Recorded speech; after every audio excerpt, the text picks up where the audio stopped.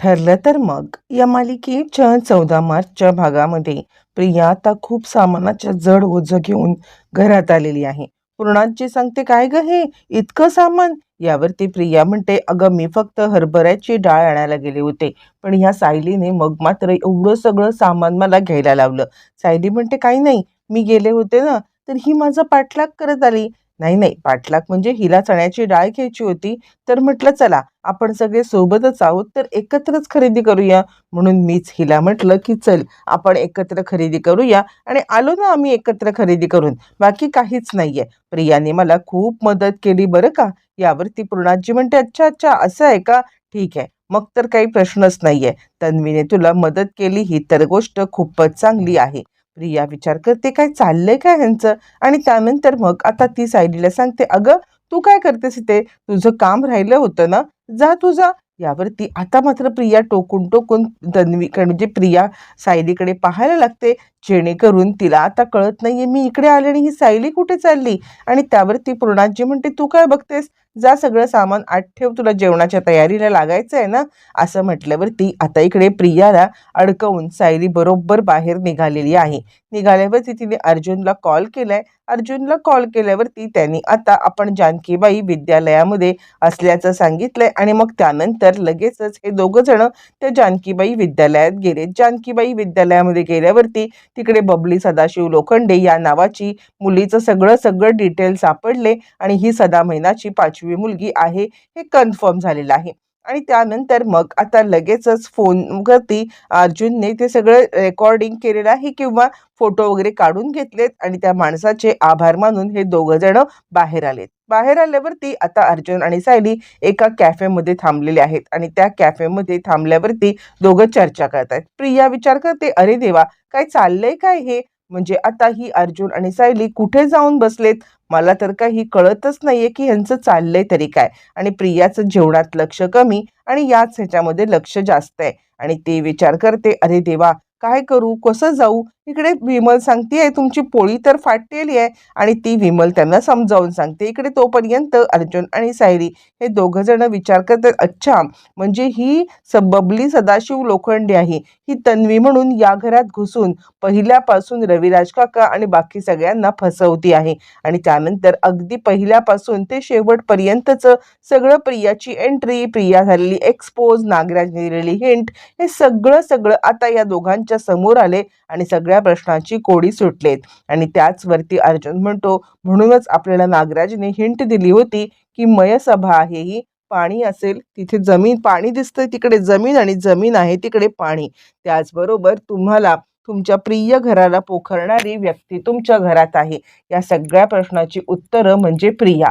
यावरती आता इकडे सायली सांगायला लागते, सत्य तर आपल्याला समजलंय. अर्जुन म्हणतो, चल आत्ताच्या आत्ता आपण घरी जायचंय, आणि आत्ताच्या आत्ता घरी जाऊन त्या प्रियाला एक्सपोज करायचे.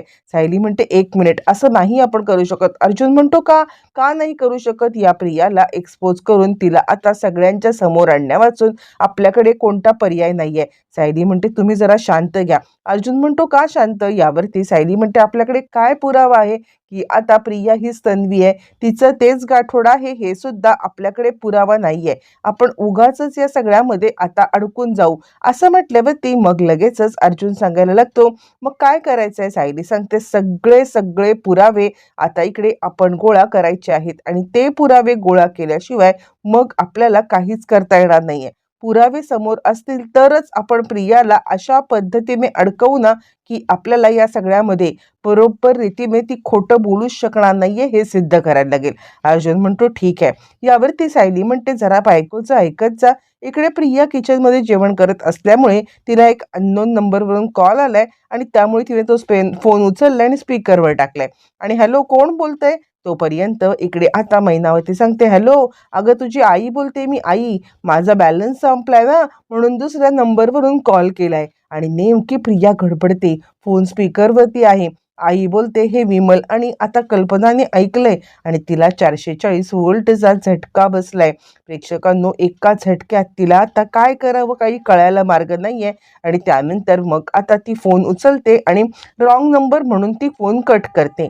कल्पना आणि विमल हे सगळं ऐकतायत आणि आता कल्पना म्हणते काय ग, म्हणजे ती बाई काय बोलली, मी आई बोलते. विमल म्हणते एक गोष्ट सांगू का, तो आवाज मग मला कुठेतरी ऐकल्यासारखा वाटलाय. आता मैनावती इतके दिवस ती इथे होती म्हटल्यावरती तिला आवाज ओळखीचा वाटणारच ना. यावरती कल्पना म्हणते आणि ही अशी धावत पळत का गेली काही कळायला मार्ग नाहीये. इकडे तोपर्यंत अर्जुन आणि सायली कॅफेमध्ये बसलेले असताना प्रतिमाचा त्यांना कॉल जातोय. प्रतिमा सांगते, हॅलो सायली, अगं मला तुझ्याशी खूप महत्त्वाचं बोलायचं आहे, थोडा वेळ आहे का तुला. यावरती सायली म्हणते, बोला ना, काहीच प्रॉब्लेम नाहीये, तुम्ही आता मला बोला की. असं म्हटल्यावरती लगेचच मग आता इकडे सांगायला लागते प्रतिमा, मी खरं सांगू का, तर मला ना म्हणजे तुझ्याशी एक गोष्ट शेअर करायची आहे. ज्या मुलीबद्दल आईला असं आपुलकी प्रेम माया वाटली पाहिजे ना, ती मला कधीच तन्वीबद्दल वाटली नाही ग. याच्यामध्ये माझा दोष आहे का. यावरती सायली म्हणते, नाही प्रतिमा आत्या, तुम्ही नका चिंता करू. हे बघा, याच्या पुढे आपण ना तन्वीवरती जरा बारीक लक्ष ठेवूया. म्हणजे आता ती काय करते काय नाही करत या गोष्टीवरती जर लक्ष ठेवलं ना, तर कदाचित ती काय खोटेपणा करते हे आपल्याला समजेल. आणि तुम्ही असं अजिबात वाटून घेऊ नका. खरं सांगू का, तर सदा आणि मैना ज्या वेळेला इकडे आले होते ना, त्यावेळेला सगळ्यांनी सांगितलं की हे तुझे आई वडील आहेत. पण माझं मन काही मानायला तयार नव्हतं. माझ्या मनाचं मी कौल ऐकला आणि त्याचमुळे मी सत्याचा शोध घेतला. त्यावरती ती म्हणते, काय ग, पण माझ्याकडून काही चुकी होते का, एका मुलीला प्रेम करण्यामध्ये मी काही चुकती आहे का. असं म्हटल्यावरती लगेचच मग आता इकडे सांगायला लागते प्रतिमाला सायली, नाही प्रतिमा, त्या कधी कधी आपलं मन हे आपल्याला नेहमीच खरं बोलत असतं आणि त्यामुळे आपण फक्त आपल्या मनाचाच विचार करायचा आहे. तुम्ही नका चिंता करू, यापुढे मी तुम्हाला मदत करणार आहे. काहीही झालं तरी सुद्धा आपण प्रियावरती लक्ष ठेवायचं. फोन ठेवल्यावरती अर्जुन म्हणतो, बघितलंस, म्हणजे प्रतिमा आत्याला सुद्धा ही आपली मुलगी नाही याची जाणीव झालेली आहे. आता लवकरात लवकर या प्रियाचा पर्दाफाश करायची वेळ आले. काहीही झालं तरी सुद्धा आता ही प्रिया जास्त दिवस टिकता कामा नाही. इकडे तोपर्यंत प्रिया आता त्या अननोन नंबरला कॉल करते आणि काय वेळ लागले काय, खबरदार, यापुढे अशा अननोन नंबरवरून मला आता कॉल केला तर. यावरती ती म्हणते, असं काय करतेस, अगं माझा बॅलन्स संपला होता ना, मग बॅलन्स संपल्यावरती मी काय करणार होते. यावरती ती म्हणते, तुझा बॅलन्स संपला पण अननोन नंबरवरून फोन करून मी स्पीकरवरती टाकला आणि तू काय बोलली होतीस. आणि त्यावरती ती म्हणते, काय बोलले मी. आणि त्यानंतर ती सांगते, तू म्हटलीस हॅलो, मी तुझी आई बोलते. अगं आजूबाजूला आता लोक असतात ना, काय वेड लागले काय तुला. आता महिना सांगते, अगं नाही, तो बॅलन्स संपला होता ना, तेवढं बॅलन्स. यावरती प्रिया म्हणते, नको काळजी करूस, मी आता इकडे मी करते तुझं हे बॅलन्स करायचा तो, पण असं परत फोन करत बसू नको. असं म्हटल्यावरती मग आता लगेचच इकडे आपल्याला सीन दाखवला जातो, तो म्हणजे सचिनचा. सचिन काहीतरी अस्मिताकडे मागायला आलाय आणि अस्मिता योगा करते आणि त्यावरती अस्मिता सांगते आहे कपाटाकडे बोट दाखवून, बघ ना इथे असेल ते.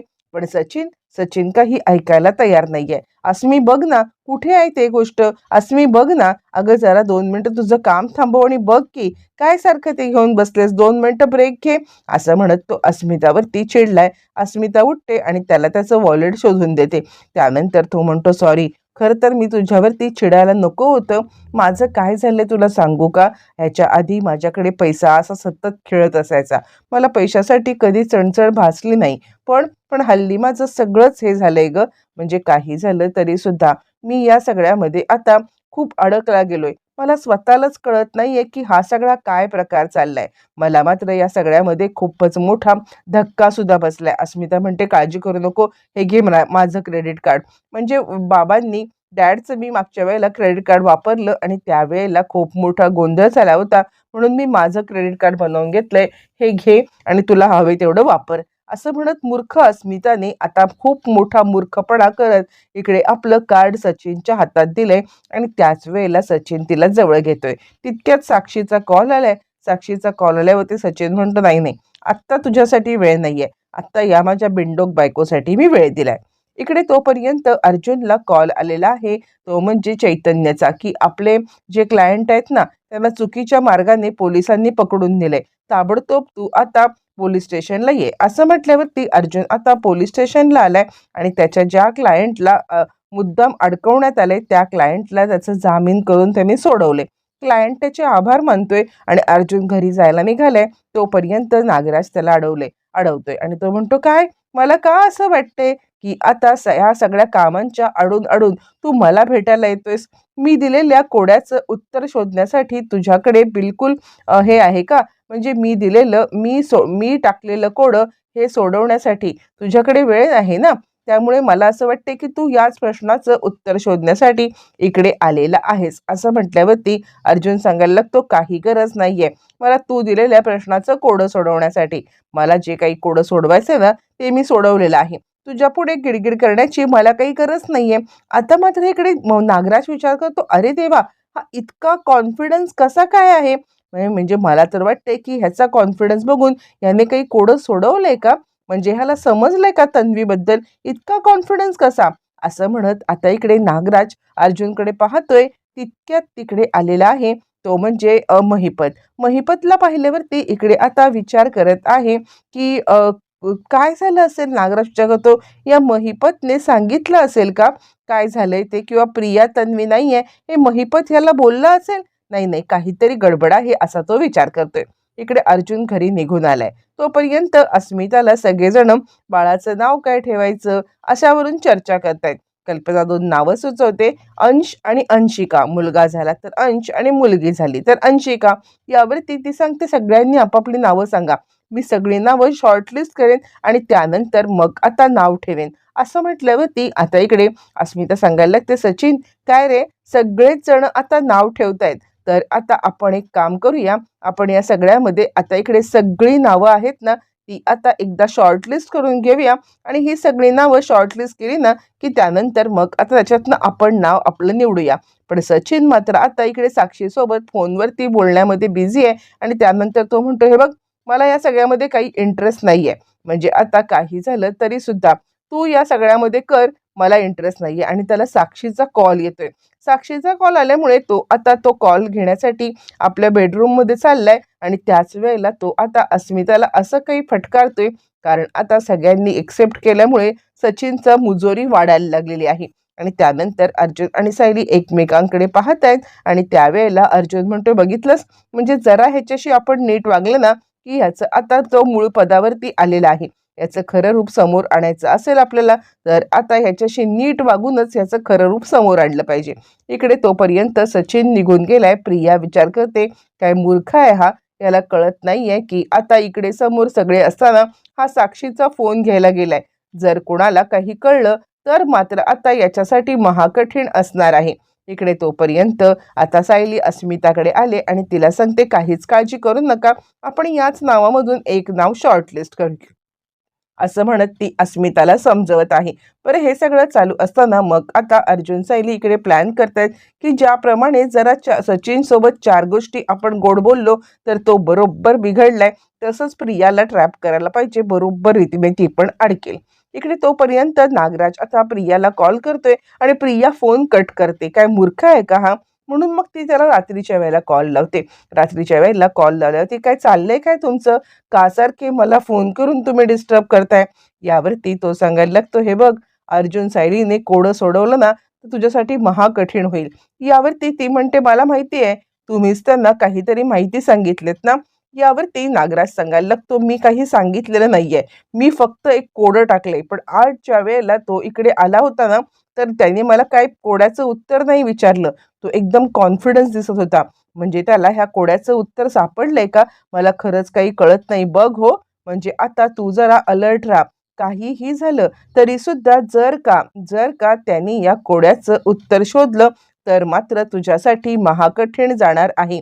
ही गोष्ट तुला कळायला पाहिजे. असं म्हटल्यावरती मग आता ती सांगायला लागते, हे बघा, मला तर वाटतंय की तुम्हीच अर्जुन सायलीची मदत करताय. यावरती तो म्हणतो, नाही, मी आत्तापर्यंत तर मदत केलेली नाहीये, पण लवकरात लवकर जे काही आहे ना त्यांच्यासमोर आलं ना, तर तुझी सुद्धा जागा माझ्या बाजूच्या जेलमध्ये होईल, कळतंय ना? आणि मग इथे येऊन बसशील बाजूला. इकडे तोपर्यंत सायली एका कॅफेमध्ये गेले आणि कॅफेमध्ये तिने आता सचिन आणि इकडे साक्षीला एकत्र पाहिले आणि त्यानंतर एकाच वेळेला दोन झटके तिला बसलेले आहेत. एक म्हणजे साक्षी जिवंत आहे आणि सचिनची गर्लफ्रेंड दुसरी तिसरी कुणीही नसून ती आता साक्षी आहे. लगेचच सायली याचे सगळ्याचे फोटो क्लिक करते आणि पुरावा म्हणून ती आपल्याकडे ठेवते.